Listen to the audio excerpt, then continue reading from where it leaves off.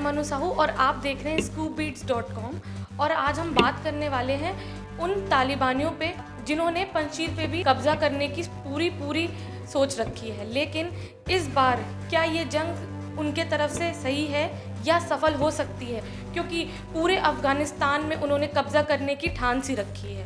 लेकिन 25 साल हो गए हैं, पंजशीर अभी तक नहीं हारा है और ना ही वो हारना चाहेगा। अहमद शाह मंसूर जो कि 2001 से लड़ते आ रहे हैं तालिबानियों से और आज तक उन्होंने हार नहीं मानी है, तो उसी कदम पे चलते हैं उनके बेटे अहमद शाह जो कि तालिबानियों से बराबर लड़ते जा रहे हैं। उसी रात BM-40 से 20 सेकंड के अंदर 100 तालिबानियों को मार गिराया पंजशीर के BM-40 ने।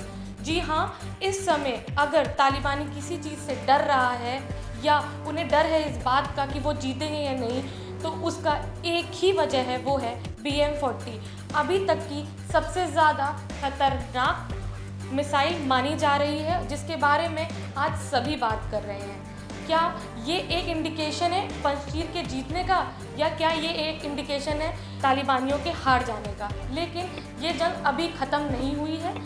इसी के साथ ही साथ 2001 से जो जंग बिल्कुल बराबर चलती आ रही है, लेकिन पंजशीर को अभी भी एक हार का सामना करना नहीं पड़ा है। पंजशीर के गवर्नर हाउस के बाहर वो तालिबानी खड़े होकर आराम से ये कह रहे हैं कि वो इस बार किसी भी हालात में जीत जाएंगे। लेकिन अहमद मंसूर ने ये बात बहुत ही साफ कर दी है कि वो किसी भी तरीके से लड़ाई या उससे नहीं जीत सकते। अगर वो सामुदायिक तरीके से नीची जात और ऊंची जात के लोगों को मिला के साथ करना चाहें तो ही वो जीत सकते हैं, अदरवाइज़ ऐसा पॉसिबल नहीं है उनके लिए। लेकिन साथ ही साथ प्रस्ताव भेजकर अहमद मंसूर को अपने घर बुलाना और उन्हें ये बोलना कि हमारे साथ काम करने के साथ ही साथ वो उनको वो सारी चीज़ें देंगे जो उन्हें चाहिए। लेकिन अहमद मंसूर इस चीज़ को लेके राज़ी नहीं हुए हैं, क्योंकि उन्होंने ये साफ कर दिया है कि वो भी किसी भी चीज़ के तले नीचे नहीं दबेंगे, वो अपने पंजशीर को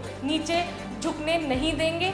उन्होंने ये साफ कर दिया है कि जंग छिड़े तो छिड़े, लेकिन कदम पीछे नहीं हटेंगे। जैसे कि सब जानते हैं कि नॉर्दर्न अलायंस इस समय सबसे ज़्यादा अफ़गानिस्तान के स्ट्रॉन्गेस्ट के साथ मानी जा रही है, लेकिन साथ ही साथ जो कि तालिबानी अभी तक करते आए हैं वही नीचियत, वही चीज़ वो अभी भी वो पंजशीर के लोगों के साथ अपना रहे हैं। क्या गलती है पंजशीर के लोगों की? कुछ नहीं, लेकिन उन्होंने वहाँ दवा पानी या बिजली हो, वहाँ कोई इंटरनेट की सेवा नहीं दी जा रही है, क्योंकि उन्होंने ये चीज़ साफ कर दी है कि अगर वो उनका साथ किसी भी परिस्थिति में देंगे तो ही वो वहाँ उनको वो सारी चीज़ें उपलब्ध कराएंगे जो उनको ज़रूरत में है। क्या ये सही है? लेकिन जहाँ के एक तालिबान स्पोक्समैन ने बोला कि वो इंडिया के मुस्लिम हो चाहे वो कश्मीर के मुस्लिम हैं, वो उनकी आवाज़ उठाएंगे, उनकी जितनी भी दिक्कतें हैं उनको ऊपर लाएंगे। तो क्या चाइना के जो उग्र मुस्लिम्स हैं उनका साथ उनका देना नहीं बनता है? बिल्कुल। लेकिन वहाँ ऐसी कोई भी बात सामने नहीं आ रही है जिससे ये पता चलता हो कि वहाँ ऐसी कोई भी चीज़ पहुँचाई जा रही है।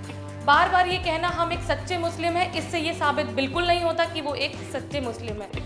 साथ ही साथ अगर कोई चीज़ इंडिया के लोग उसको साबित करना चाह भी रहे हैं, तो क्या तालिबानी उसको एक मुद्दा बना के ऊपर लाएंगे? जी नहीं। अगर आप भी ये मानते हैं तो प्लीज़ कमेंट डाउन करके हमें ज़रूर बताइएगा। लेकिन तालिबानियों ने अभी ये साफ कर दिया है कि उनके गिरमान में कोई दिल जैसी चीज़ नहीं है, क्योंकि ना ही उन्होंने अपने लोगों को छोड़ा है, ना ही वो बाहर के लोगों को छोड़ेंगे।